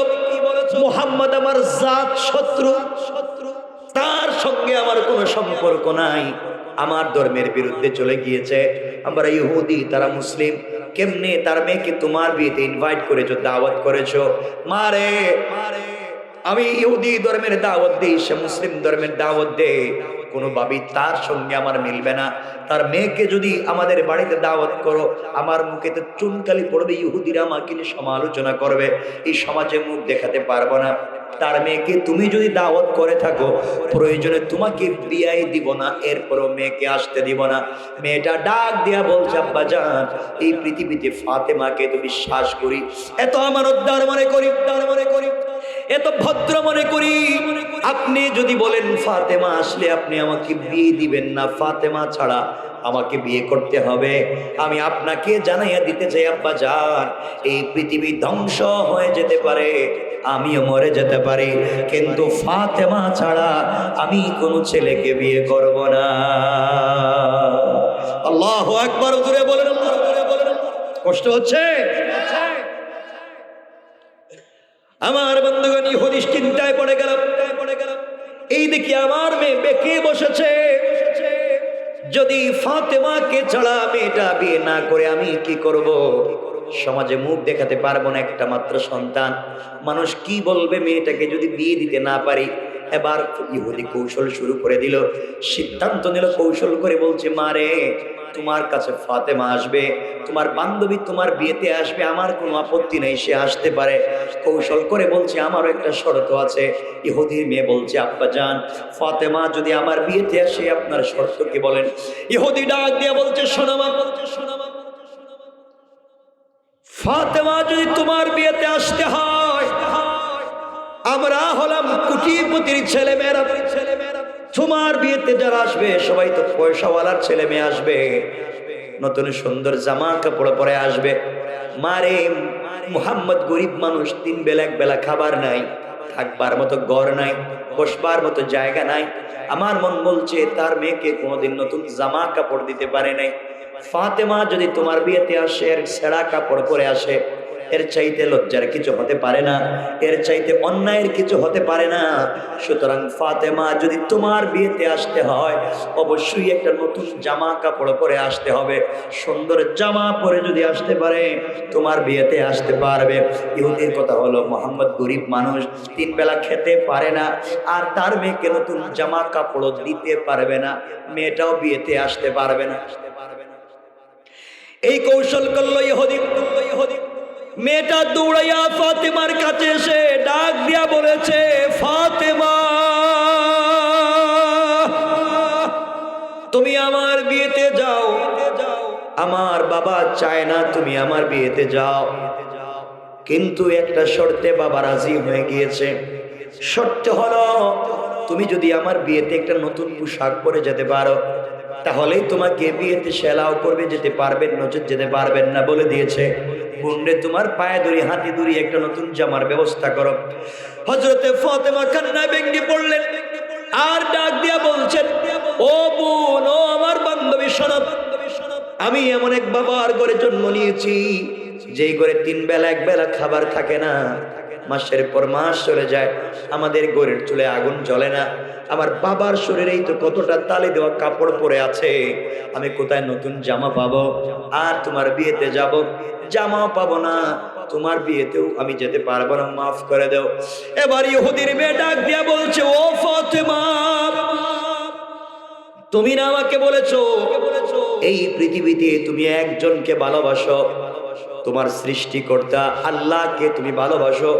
আমাকে বলেছো তিনি আসমান জমিন সৃষ্টি করেছেন, তিনি তোমার আব্বাকে পাহাড় পরিমাণ স্বর্ণ দিয়ে সম্পত্তি দিতে চাইলেন, তোমরা নিলা না। তোমার বাপকে নবী বানাইছেন, তুমি বলেছো আল্লাহর এত ক্ষমতা, যিনি সবকিছু নিজে নিজে বললেই হয়ে যায়, ইচ্ছা করলেই হয়ে যায়। তুমি বলেছো তুমি সেই আল্লাহর প্রেমে পড়েছো, সেই আল্লাহকে তুমি ভালোবাসো, সারাদিন না দেখে তার কদমে সেজদা করো, সারাদিন না দেখে রোজা রাখো, সারা রাত তার কদমে সেজদায় পড়ো, তাহাজ্জুদের নামাজ পড়ো। আমাকে এই কথাগুলো তুমি অনেকবার বলেছো ফাতেমা। এবার তোমার কাছে আমি জানতে চাই, যে আল্লাহ আসমান তৈরি করেছে, যে আল্লাহ জমিন তৈরি করেছে, ফাতেমা সে আল্লাহকে তোমাকে একটা পোশাক দিতে পারবে না? তুমি বলেছো আল্লাহর কাছে বললে আল্লাহ কোনোদিন না দেয় না। তুমি আমাকে বলেছো সেজদায় গিয়ে বললে সব পাওয়া যায়। তুমি আমাকে বলেছো আল্লাহকে তো ভালোবেসে ফেলেছো, নামাজে গিয়ে সূরা ফাতিহা তিলাওয়াত করলে প্রত্যেকটা আয়াতের শেষে আল্লাহ তোমার কথার জবাব দেয়। এ তো ভালোবেসে ফেলেছো যে আল্লাহকে, এই ভালোবাসার বিনিময়ে যে আল্লাহ এত কিছুর মালিক, এত ক্ষমতার মালিক, আল্লাহ কি তোমাকে একটা কাপড় দিতে পারে না? আমার মন বলছে ফাতেমা তুমি যে ভদ্র আর ভালো মানুষ, তোমার সঙ্গে তার যে সম্পর্ক বললে মনে হয় ফিরাইয়া দিবে না। এই কথা শুনে ফাতেমা চোখের পানি ছেড়ে দিলেন। আল্লাহকে ডাক দিয়া বলেছেন, আল্লাহ এই জীবনে ফাতেমা তোমার কাছে কিছু চায় না। আয় আল্লাহ তাআলা, আমি ইহুদির মেয়ের বিয়েতে যেতে চাই। আয় আল্লাহ, এতদিনের সম্পর্কে তোমার কাছে কিছু চাইলাম না, আজকে আমি কিছু চাইবো, তুমি যদি আমাকে না দেও মনে করবো তুমি আমাকে পছন্দ করো না, ভালোবাসো না। এতদিনের সম্পর্ক মনে করবো আমি একা একাই তোমাকে ভালোবাসি। এই কথা বলে ইহুদির মেয়েকে জড়াইয়া ধরলেন আর ডাক দিয়া বলছেন, মেরে তুমি চলে যাও, আমি কথা দিলাম বোন ইনশাআল্লাহ তোমার বিয়েতে যাব এবং এই পৃথিবীর সব থেকে দামি কাপড় পরে যাব। সুবহানাল্লাহ, জোরে বলে। মেয়েটা তার বাবার কাছে চলে গিয়েছে, বাবাকে ডাক দিয়া বলেছে, আব্বা জান আমার বিয়েতে মুহাম্মদ ইবনে আব্দুল্লাহর মেয়ে আসবে, নতুন জামা পরে আসবে, আমাকে কথা দিয়েছে। ইহুদি মনে মনে হাসে, কেমনে আসবে, ঘরে খাবার নাই, নতুন জামা কোথায় পাবে, পয়সাও নাই, দেখি তো কাপড়ও পাবে না, আসতেও পারবে না। আমার বন্ধুগণ সময় কমে গিয়েছে, এক পর্যায়ে ধরেন আগামী কালকে বিয়ে, কোন দিন, মাঝখানের এগুলো বাদ দিয়ে দিলেন, মানে দাওয়াত করা, কাপড় চোপড় কিনা, এগুলো হাবিজাবি সব বাদ, ডাইরেক্ট আগামীকালকে বিয়ে। কষ্ট হচ্ছে আপনাদের? রাত্র তো 12টার কাছাকাছি যাইতেছে, এই জন্য লম্বা করতে চাই না, আমি সংক্ষেপ করে দিতেছি, কারণ আপনাদের অসুবিধা হইতে পারে, দিতে চাই না। অসুবিধা হচ্ছে? একটু হাত তুলে দেখান কার কার অসুবিধা হইতাছে।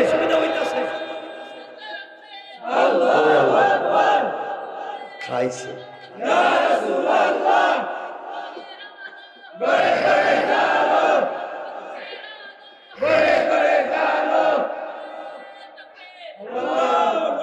আপনাদের হাত মনে রেডি থাকে না, কিছু কইলে কোক না, বুঝলে বুঝিয়ে, না বুঝলেন এটা তো আছেই, এটা তো দিয়ে দিলাম। যাক, আল্লাহ আমাদেরকে কবুল করে, বলেন আমিন, আরো জোরে বলেন আমিন। কষ্ট হচ্ছে না তো? আমরা লম্বা করবো না কেন? খুব খুশি হয়েছি, মাশাআল্লাহ। আমার যাওয়া লাগবে ঢাকা পারোই আরো বহু দূরে, ভালোবাসায় আসছি তো। আর ওই যে আরেকটা ভাই আছে আমার, চলে যায় আমার এখানে বাসায়, মসজিদে চলে গেছে, যাইবেন না আপনি? কলাম যাইতাম না, বসে থাকছে আমার রুমে, এখানে আছে তো বই। হ্যাঁ, যাই হোক আমার বন্ধুগণ, এক পর্যায়ে আগামীকালকে বিয়ে। মেয়েটা সন্ধ্যার সময় ফাতেমাকে এসে বলছে, বোন কালকে না আমার বিয়ে, কাপড় আছে পাইছো? ফাতেমা বলছেন, বোন আমি তো ভুলে গেছি, কালকে বিয়ে, আমি তো কাপড়ের কোনো ব্যবস্থা করতে পারি নাই। আচ্ছা যাও, আমার বিশ্বাস আছে একটা রাত্র এখনো বাকি আছে, আমার মনে বলছে আল্লাহ আমাকে ফিরাইয়া দিবে না। সুবহানাল্লাহ। মেয়েটা চলে গিয়েছে, রাত্র গভীর হয়ে গিয়েছে। হযরতে ফাতেমা গভীর রাত্রে মুসল্লাটা বিছাইয়া সিজদায় পড়ে কাঁদতেছে, হাউমাউ করে কাঁদতেছে। আল্লাহ, আমার যে কেউ নাই পৃথিবীতে, কার কাছে আমার একটা ভাই নাই যে গিয়ে বলবো আমার একটা কাপড় কিনে দিস ভাই। বাপও গরিব মানুষ, সারাদিন দিনের দাওয়াত নিয়ে থাকেন, মানুষ পিটায় মারে গালি দেয়, কত কষ্টে থাকেন আমার বাবা। জীবনে একটা দিন সহযোগিতা করতে পারলাম না, আমার একটা ভাই থাকলে তো বাবার সঙ্গে দিতে পারতাম। আল্লাহ, 3 বেলা 1 বেলা খাবার থাকে না, মাসের পর মাস চুলায় আগুন জ্বলে না, কত ঈদ যায়, জীবনে একটা নতুন জামাও পরছি না। আল্লাহ, জীবনে তোমার কাছে কিছু বলছি, আজকে আমি ফাতেমা তোমার কাছে একটা জিনিস চাইতে চাই, যদি তুমি না দেও বুঝবো আমাকে তুমি ভালোবাসো না। এই কথা বলে ফাতেমা সিজদায় পড়ে গেলেন। সিজদায় গিয়ে চোখের পানি ছেড়ে ডাক দিয়া বলেছেন, আল্লাহ,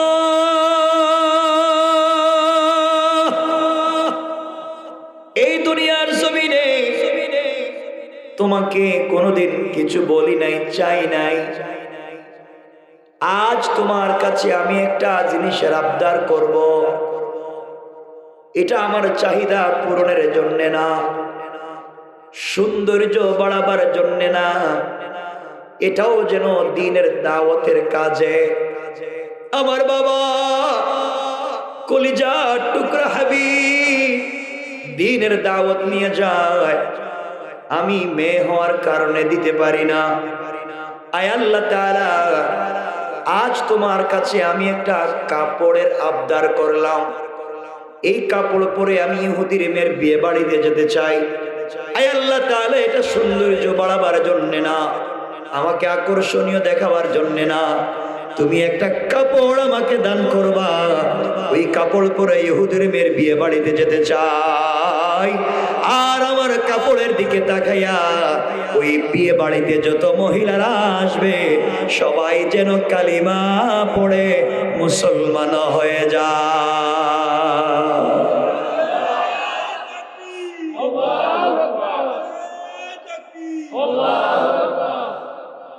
হযরতে ফাতেমা চোখের পানি ছেড়ে ছেড়ে ভাবে কান্না করে করে সিজদা থেকে মাথা উঠাইয়া মুসল্লা রেখে দিয়ে চোখের পানি মুছলেন।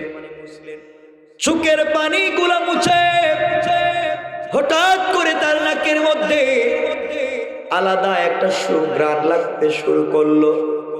তাকাইয়া দেখে ঘরের কর্নারে কে যেন 2টা কাপড়ের প্যাকেট রেখে গিয়েছে। ফাতেমা আশ্চর্য হয়ে গেলেন, ঘরের দরজা দেখে লাগানো, কে ঢুকলো, কে রেখে গেল? কাপড়ের প্যাকেট গুলা হাতে নিলেন, দৌড়াইয়া কলিজার টুকরা বাবার কাছে গিয়েছেন, বাবাকে জড়াইয়া বলছেন, আব্বা জান, লার কাছে কান্না করে কাপড়ের কথা বলছি, ঘরের দরজা লাগানো ছিল, থেকে কে কাপড় রেখে গেছে আমি জানি না। নবীজি কাপড়ের প্যাকেট গুলা হাতে নিলেন, ফাতেমা নিজের রুমে চলে গেলেন। আমার রাসূল কাপড়ের প্যাকেট গুলা খুলে দেখে এক প্যাকেটের ভিতরে একটা সালোয়ার, একটা কামিজ, আর একটা প্যাকেটের ভিতরে একটা ওড়না। নবীজি বুঝতে পারলেন দুনিয়ার কোনো পোশাক হতে পারে না, কারণ জান্নাতি মহিলাদের পোশাক হবে 3টা, সালোয়ার, কামিজ আর ওড়না। কে রে কাপড়টা রেখে গেল? ডিজাইনের সঙ্গে মিলে না, স্টোন দিয়ে ডিজাইন করা, পাথর দিয়া, আর ওড়নার মধ্যে গ্লাস দিয়ে ডিজাইন করা। জান্নাতি মহিলাদের পোশাকের দাম কত হবে বলতে পারবো না, সময় নাই।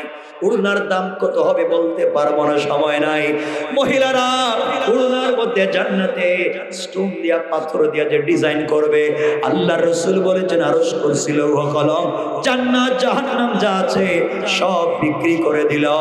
জান্নাতি মহিলার পাথর, জান্নাতি মহিলার ওড়নার মধ্যে যে পাথর আছে ওই একটা পাথরের দাম পর্যন্ত হবে না। আমার নবীজি কাপড়গুলো হাতে নিয়ে চিন্তায় পড়ে গেলেন, কে দিয়ে গেল, কোথা থেকে দিয়ে গেল। এমন সময় জিবরিল আমিন হাজির হয়ে গেলেন, সালাম দিয়ে জিজ্ঞাসা, সালাম দিয়ে বলছেন, ইয়া রাসূলুল্লাহ ও হাবিবুল্লাহ, আপনি কাঁদবেন না। আপনার মেয়ে আপনার ঘরে থেকে খেয়ে না খেয়ে ভাঙ্গা ঘরে থেকে আল্লাহর সঙ্গে এমন সম্পর্ক করেছে, আজ আল্লাহর কাছে কান্নাকাটি করে একটা কাপড়ের আবদার করেছে। আর আল্লাহ তাআলা আমি জিবরাইলকে দিয়া জান্নাতুল ফিরদাউস থেকে কাপড় পাঠাইয়া দিয়েছে।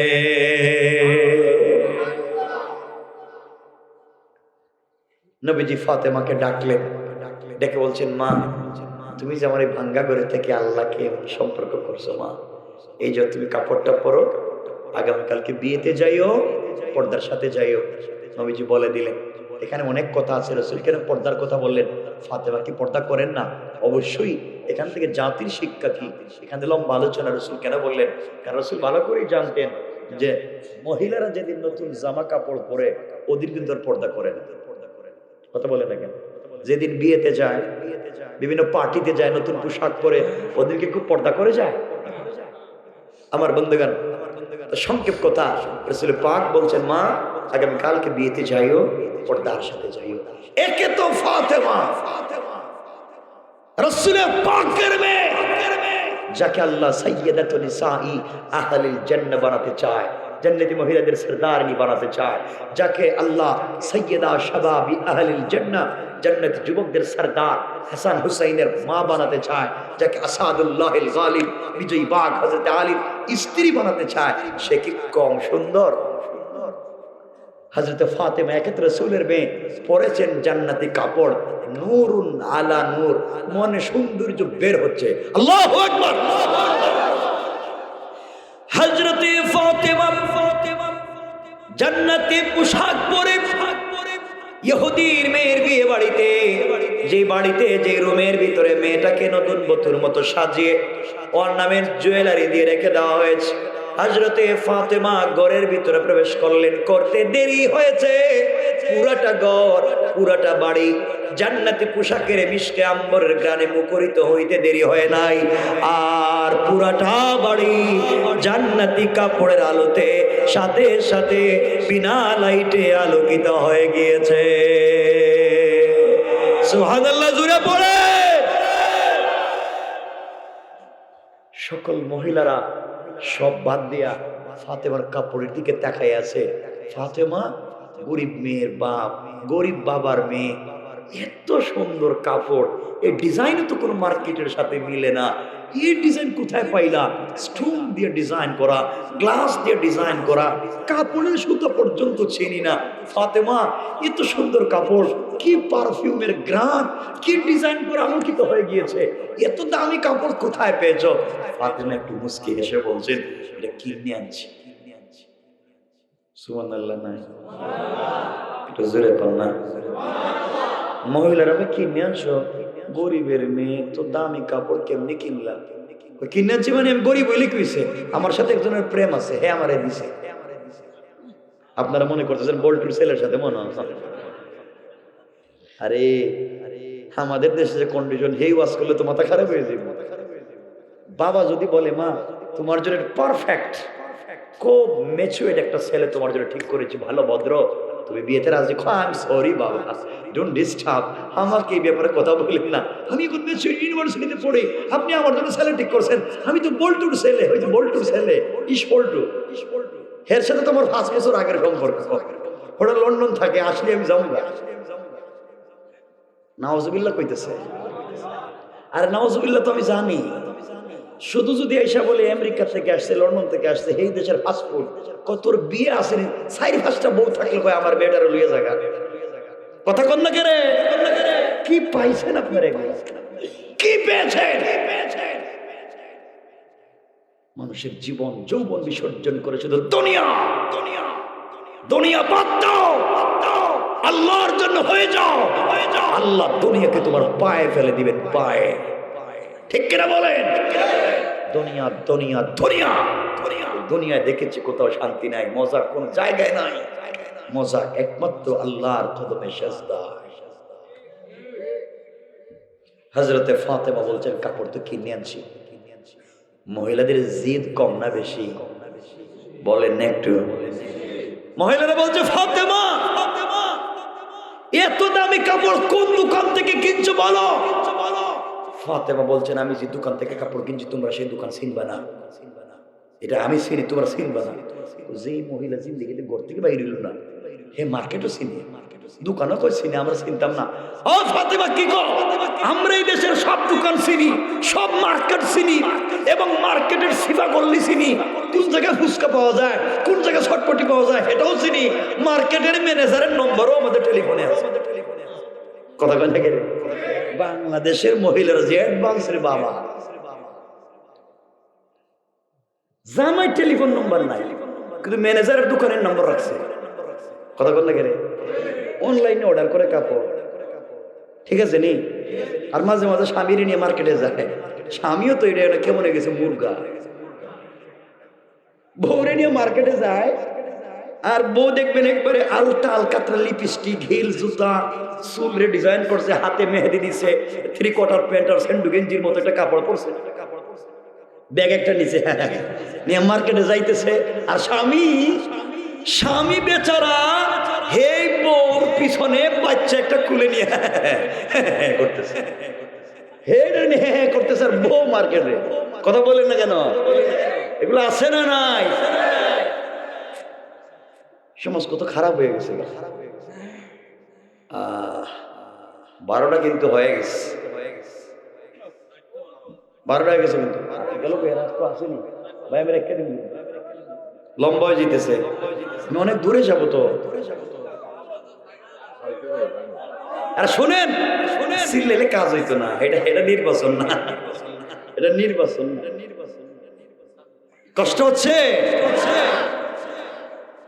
আরে তাবারও ঠান্ডা হয়ে যেতেছে, বউ তাকে ফ্যাকেটিং করছে, খাইতেন না, উরি আল্লাহ রে, খাইতো না কয়সা স্যার।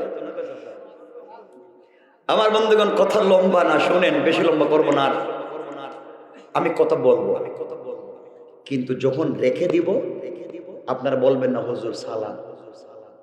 যদি কথা দেন তাহলে ওয়াজ করব। আমি যদি এক জায়গায় গিয়ে রেখে দেই আর বলবেন না হুজুর চালান, ঠিক আছে তো? বলেন না ঠিক? এটা না ওয়াদা, এই তো জায়গা মতো আইছে ওয়াদা, এটা হাদিস শুনাইয়া দেই। রাসূল বলেছেন ওয়ালা দীনা লিমান লা আহদা লা, যারা ওয়াদা দিয়া ওয়াদা রাখে না এদের কোনো ধর্ম না। এর মানে হইলো ওয়াদা দিছেন, উল্টা পাল্টা করলে কিন্তু বিপদে পড়বে। মানে সালাক আপনারা, আমিও সালাক আছি কম না। এখন ওয়াজ শুনেন, কতক্ষণ ওয়াজ করেন, কয়েক মিনিট। আমার মুসলমান বন্ধুগণ গভীর মনোযোগ। এবার ফাতেমা বললেন শোনো মহিলারা, আমি যেই দোকান থেকে কাপড় কিনেছি সেই দোকান তোমরা চিনবা না। যেই মার্কেট থেকে কাপড় কিনেছি ওই মার্কেটে তোমরা চিনবা না। যেই মার্কেটে গিয়েছি ওই মার্কেটের যে রাস্তা আছে সেই রাস্তাও তোমরা চিনবা না। আর তোমরা মার্কেটে গেলাম কি, তোমরা যে কাপড় কিনবা তোমাদের বাপ দাদা 14 গোষ্ঠীর সম্পত্তি যদি বিক্রি করো, আমার কাপড়ের একটা পাথরের দামও হবে না। মহিলাদের তো জিদ বেড়ে গেছে, গরিবের মেয়ে আমাদেরকে থেট দেয়, সম্পত্তি বিক্রি করলেও কাপড়ের দাম হইতো না। কয় কি ও ফাতেমা, দরকার হলে বাপ দাদার সম্পত্তি বিক্রি করব, স্বামীর সম্পত্তি বিক্রি করব, দরকার হলে কিডনি বিক্রি করব, এরপরে একটা আইফোন 15 কিনবো। কি কয়? ঠিক কয়, এরপরে আইফোন দরকার 15।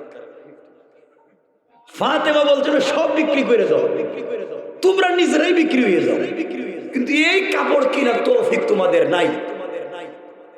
কি বলেন? মহিলাদের কি রাগ উঠতেছে না? মহিলারা বলতেছে যার বিয়ে হইতো হে দাঁড়াইছে, যার বিয়ে হওয়ার কত ওই মেয়ে দাঁড়ায় তার বাপরিকে বলছে আব্বা আমি আজকে ছেলের বিয়ে করতাম না। ও কেন? আমার এত টাকা খরচ করতামই না। যেই মেয়েরা বিয়েতে আসতে দিলেন না, হে যে কাপড় পরছে আর আমি যে কাপড় পরছি, মনে হইতেছে আমার কাপড় দিয়ে তার জুতা মোজা মুছবার মতো কাপড়। আল্লাহু আকবার বললেন না? আমি বিয়াই করতাম না যদি ফাতেমার মতো কাপড় আমার আইনা না দেয়। বাপ কই পাই তুই কাপড়? সুবহানাল্লাহ বললেন না? বাপ কি পাওয়ার ব্যবস্থা আছে? এটা দিয়েছেন কে? আওয়াজ করে বলেন কে? ইহুদি ইহুদিও চিন্তা করে, মা ঠিকই তো, সারা ঘর আলোকিত হয়ে গেছে, গ্রানে ভরে গেছে, কাপড় কই পাওয়া যাবে, কই পাওয়া যাবে জানি না, এটা লাগবে। ইহুদি বলতেছে, মা ফাতেমাকে জিজ্ঞেস কর, যেখানে কাপড়টা পাওয়া যায়, যেভাবে পাওয়া যায়, যেভাবে আনা যায়, তুই সেটা কর, আমার আপত্তি নাই, এরপরে আন। বাকি যে মহিলারা আসছিল বিয়াতে, হেরা কয় আমরাও আজকে এই বিয়ে থেকে যাইতাম না, বিয়েতে কিছু খাইতাম না, আমাদের স্বামী গেল কই, বাপ দাদা গেল কই, এই কাপড় তোমরা আইনা দাও। ঘটনা কি, এখন তো পুরো বাড়িতে উল্টা পাল্টা কাম লেগে গেছে গা, সবাই এই কাপড় চায়, চাইলে কি আর পাওয়া যায়? কথা বলেন না কেন, পাওয়া যায়?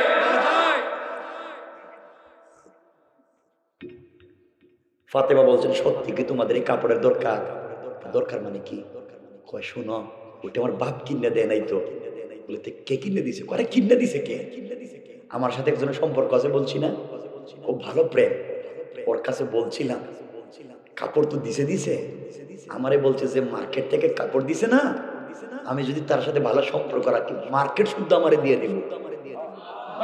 সুবহানাল্লাহ বললেন না, জোরে বলেন না। মহিলারা কই, এই লোকের সাথে তো আমাদেরও সম্পর্কের দরকার আছে।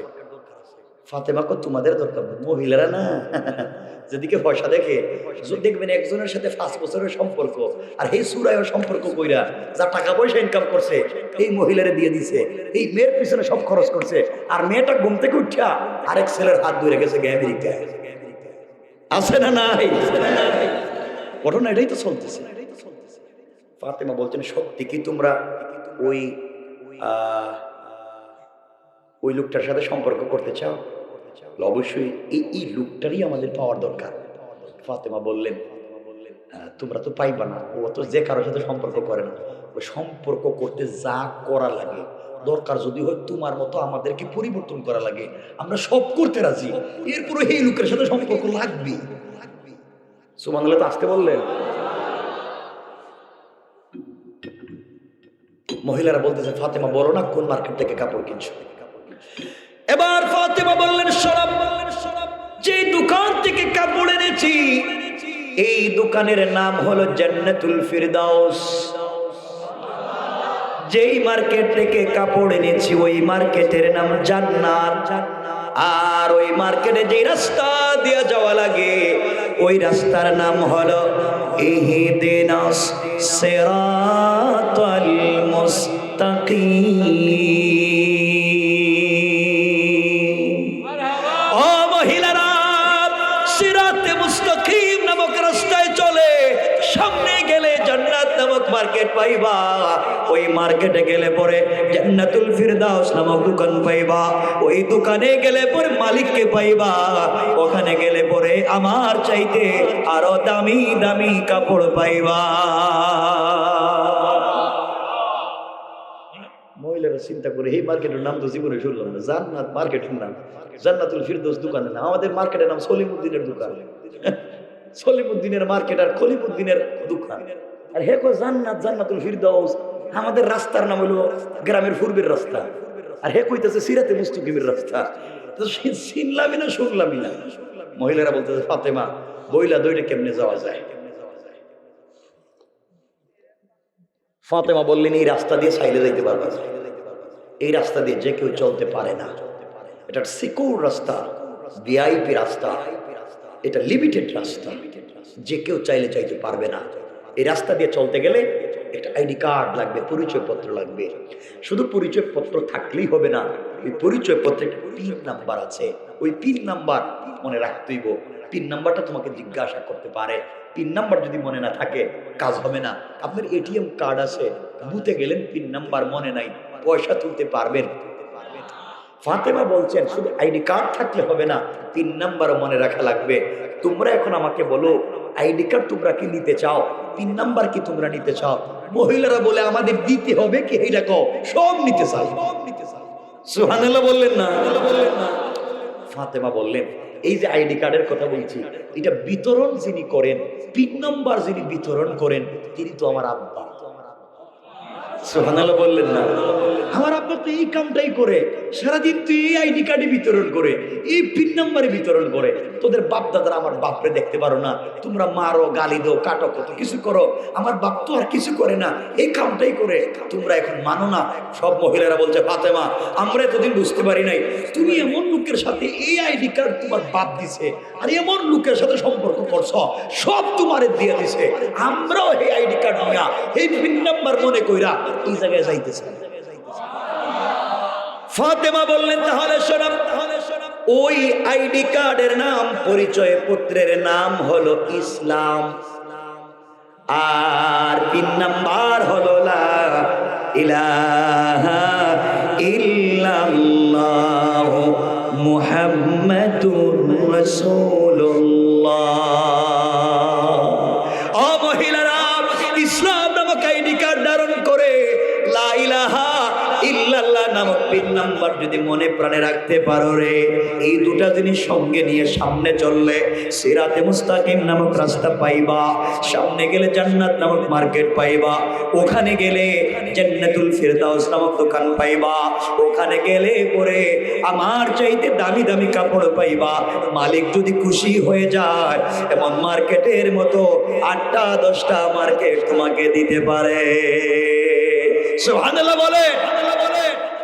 মহিলারা বলছে, ফাতেমা আর দেরি করা যায় না, আর দেরি করতে চাই না রে, আমরা ওখানে যেতে চাই, ওই মালিকের সঙ্গে সম্পর্ক করতে চাই, আর দেরি করা যায় না। এই কথা বলে কেউ বলেছেন 300 জন, কেউ বলেছেন 352 জন, কেউ বলেছেন 400 জন, কেউ বললেন 472 জন, একসাথে 400 450 মহিলা ফাতেমাকে ডাক দিয়ে বলছে, দেরি করা যায় না, তুমি আমাদেরকে পথের কথা বলে দাও। এই কথা বলে একসাথে প্রায় 450 জন মহিলা কালিমা পড়ে মুসলমান হয়ে যায়।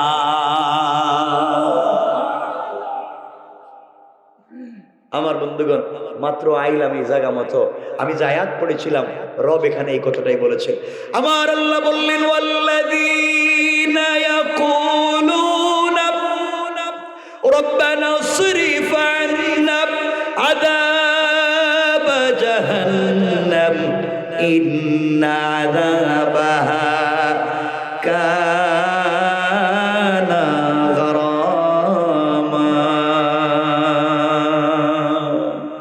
আল্লাহ বললেন, গোলামরে, সাকারাত শুরু হয়ে যাওয়ার আগে, গারগারা শুরু হয়ে যাওয়ার আগে, কবরে চলে যাওয়ার আগে, মালাকুল মউত আজরাইল পৌঁছে যাওয়ার আগে, আমার আইডি কার্ড ইসলামকে সামনে নেয়া, তাওহীদ আর কালিমা নামক পিন নাম্বারকে সঙ্গে নেয়া, তোমরাও যদি আমি আল্লাহর কাছে তওবা করো রে, আমি আল্লাহ তোমাদের পুরা জিন্দেগির গুনাহগুলোকে মাফ করে জান্নাতি বলে ফয়সালা করে দিতে আমি আল্লাহ 1 মিনিটও দেরি হবে না। পড়েন সুবহানাল্লাহ।